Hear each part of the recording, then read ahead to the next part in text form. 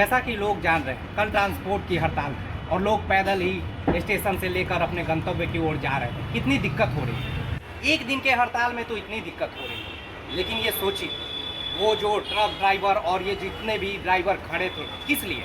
वो इस बात को, परेशानी के कारण वो इस चीज़ को हड़ताल में लिए हुए थे ताकि उनकी सुविधा दिया जाए। क्योंकि ये दिक्कत ये होती है कि अगर उन्हें माहौल इस तरह से नहीं दिया जाएगा तो वो घर से हमेशा दूर रहते हैं। इसके बावजूद भी उन्हें एक तरह से प्रताड़ित करने वाले अगर नियम बनते रहेंगे तो वो कैसे जिएंगे? इन्हीं बातों पे चर्चा करने के लिए हमारे साथ मौजूद है भारतीय प्राइवेट ट्रांसपोर्ट मजदूर महासंघ के राष्ट्रीय उपाध्यक्ष सत्य प्रकाश जी। आइए इन्हीं से जानते हैं, आखिर सरकार ने ऐसा क्या कर दिया कि आपको, कौन सा कानून ला दिया कि आपको हड़ताल पे जाना पड़ा?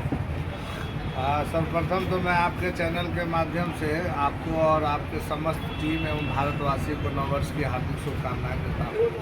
और जैसा कि अभी हिट एंड रन कानून जो अभी काफ़ी सुर्खियों में था, जिससे भयावह होकर के हमारे चालक बंधु अचानक से हड़ताल पे चले गए और उन्होंने अपना कामकाज छोड़ दिया। पूरे भारतवर्ष में इस विरोध का काफ़ी प्रदर्शन हुआ और हमारे राज्य में भी और हमारे पटना शहर में भी। इवन बड़ी गाड़ियों से लेकर के छोटी गाड़ी, ऑटो चालक तक जो है स्ट्राइक पर रहे। लेकिन देखिए, कानून पहले भी था और कानून आज भी है।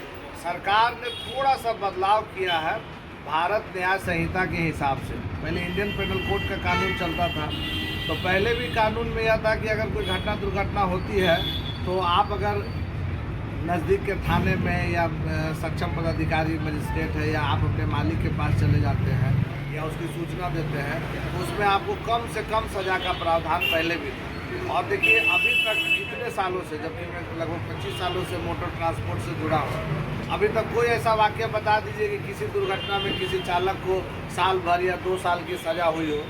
लेकिन यहाँ पर एक अफवाह फैला करके, और सारे पढ़े लिखे तो लोग हैं नहीं, कानून को बढ़िया से समझते नहीं हैं, और ये लोग डर गए, भयभीत हो गए कि अगर हमको 5 साल का सज़ा होगा, 10 साल का सज़ा होगा, 7 लाख का जुर्माना देना पड़ेगा, हम कहाँ से दे पाएंगे, हमारी रोजी रोटी कैसे चलेगी, तो हम क्यों नहीं हम ड्राइवरी छोड़ दें।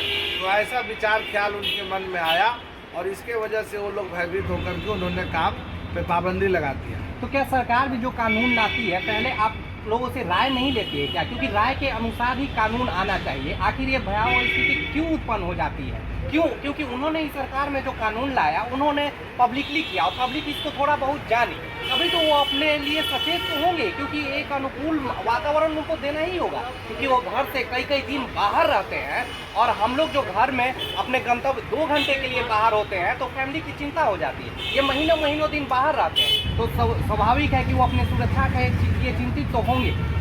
नहीं, बिल्कुल आपका कहना सही है। और मैं उनके साथ, मैं जितने भी भारत के समस्त जो भी परिवहन कर्मी हैं, मैं उनके साथ और हमारा संगठन भी उनके साथ है। देखिए, सरकार से हम लोगों की मांग बराबर रही है कि जैसे हाईवे का निर्माण हो रहा है, 4 लेन 6 लेन एक्सप्रेसवे बनाया जा रहा है, सड़कों का जाल बिछ रहा है, वैसे चालकों की सुविधाएं भी बढ़ाई जाए, उनके प्रशिक्षण की व्यवस्था की जाए, उनके नियमित स्वास्थ्य जांच की व्यवस्था की जाए। जगह जगह जो ये सड़क किनारे जो दारू शराब है उस पर पाबंदी लगाई जाए, उनके लिए रेस्ट रूम बनाया जाए ताकि वो लंबी दूरी के सफ़र करने के दरमियान में वह थोड़ा सा विश्राम कर सके और सुरक्षित सफ़र कर सके, जान माल की रक्षा हो सके। यह हम लोग चाहते हैं सरकार के लिए, इसके लिए हम लोग बराबर प्रयासरत रहते हैं। लेकिन यह कानून का दुष्प्रचार हुआ और सरकार को उस विषय पर भी सोचना चाहिए, उनके भविष्य के लिए भी सोचना चाहिए। हम लोगों ने सरकार से कई बार मांग किया है, उनके भविष्य निधि के लिए मांग किया है, उनको